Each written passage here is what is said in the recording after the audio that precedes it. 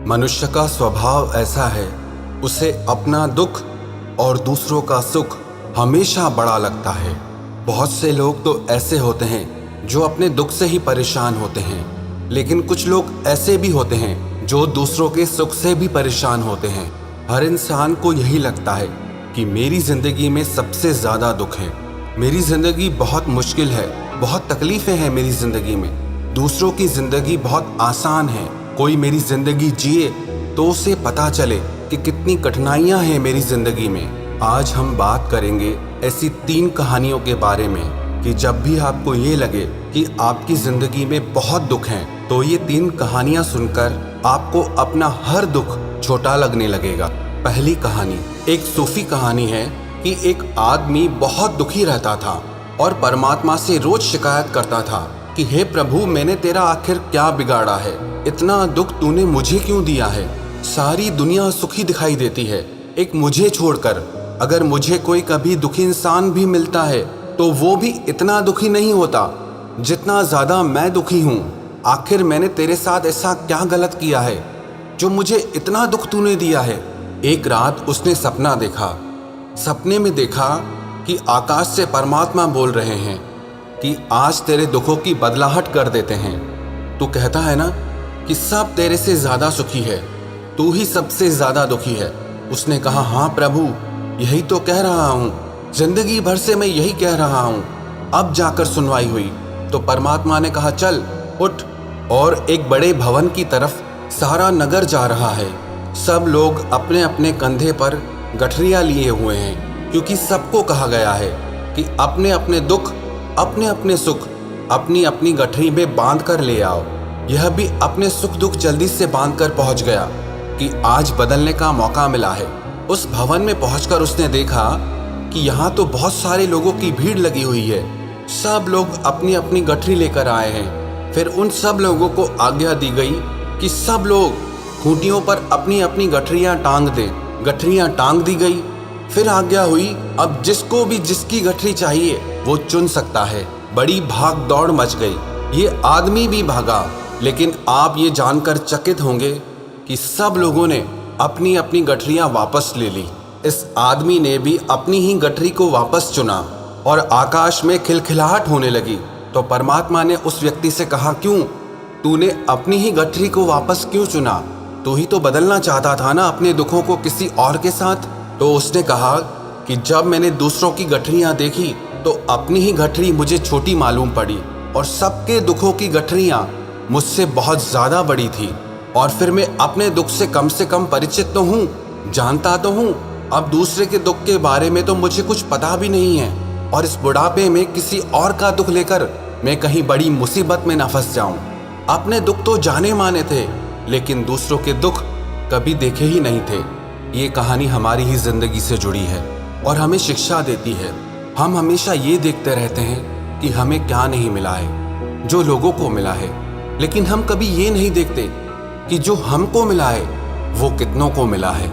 हम तो छोटे छोटे दुखों से भी हार जाते हैं। ऐसे भी दुनिया में लाखों करोड़ों लोग हैं जो हम जैसी जिंदगी पाने के लिए तरसते रहते हैं। जो हमें नहीं मिला है उसकी शिकायतें छोड़कर जो हमें मिला है, अगर उसके लिए धन्यवाद देना शुरू कर दें तो हमारी जिंदगी ही खुशियों से भर जाएगी।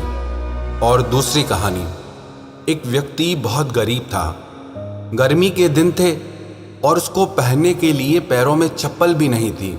मार्ग से गुजर रहा था, गर्मी में उसके पैर जल रहे थे और परमात्मा से शिकायत करने लगा कि कितने लोग बड़ी बड़ी गाड़ियों में गुजर रहे हैं, कितने सुख में जी रहे हैं, लेकिन परमात्मा तूने मेरे साथ कितना अन्याय किया है। मेरे पैरों में पहनने के लिए चप्पल तक नहीं है, नंगे पैर में इतनी गर्मी में इतनी धूप में घूम रहा हूँ। वो मन ही मन अभी ऐसा सोच ही रहा था, तभी उसकी नज़र एक ऐसे व्यक्ति पर गई जिसके पैर ही नहीं थे, जो कड़कड़ाती धूप में भी अपने हाथों से जमीन पर घिसट घिसट के चल रहा था। जब उस व्यक्ति की नज़र बिना पैरों वाले व्यक्ति पर गई तो वो मन ही मन परमात्मा को धन्यवाद देने लगा कि हे परमात्मा, तेरा लाख लाख शुक्र है, तूने कम से कम मुझे पैर तो दिए हैं। मैं मेहनत करके कमा सकता हूँ और अपने पैरों के लिए नई चप्पल खरीद सकता हूँ, लेकिन ये पैर मैं कभी नहीं खरीद सकता। ये कहानी भी हमें वही शिक्षा देती है। जब भी आपको ये लगे कि जो आपने जिंदगी में चाहा वो आपको मिला नहीं, जो दूसरे लोगों को हासिल है वो आपको नहीं मिलता है, तो आप एक बार ये जरूर देखना, जो आपको हासिल है, जो आपको मिलता है, वो दुनिया में कितने लोग ऐसे हैं जो उसे पाने के लिए तरसते रहते हैं। और तीसरी कहानी, एक बार एक आदमी ने अपने बगीचे में एक तितली के कोकून को देखा। वो उसे ध्यान से देखने लगा।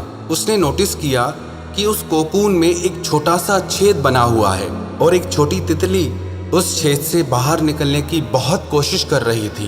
पर बहुत देर तक कोशिश करने के बाद भी जब वो उस छेद से बाहर नहीं निकल पाई, फिर वो शांत सी हो गई। उस आदमी को लगा जैसे उसने हार मान ली हो।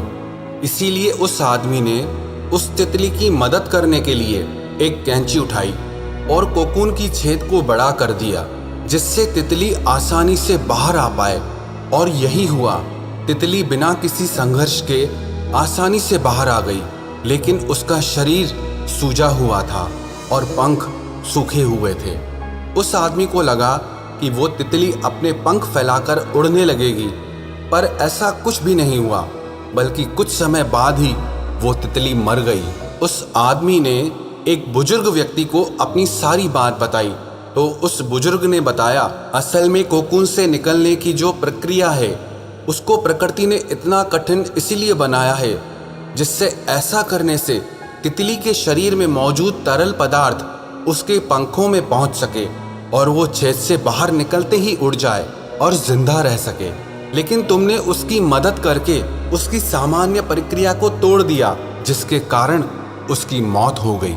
ये कहानी हमें शिक्षा देती है, कभी कभी हमारी जिंदगी में संघर्ष ही हमें मजबूत बनाते हैं, जिससे हम आगे बढ़ सकें।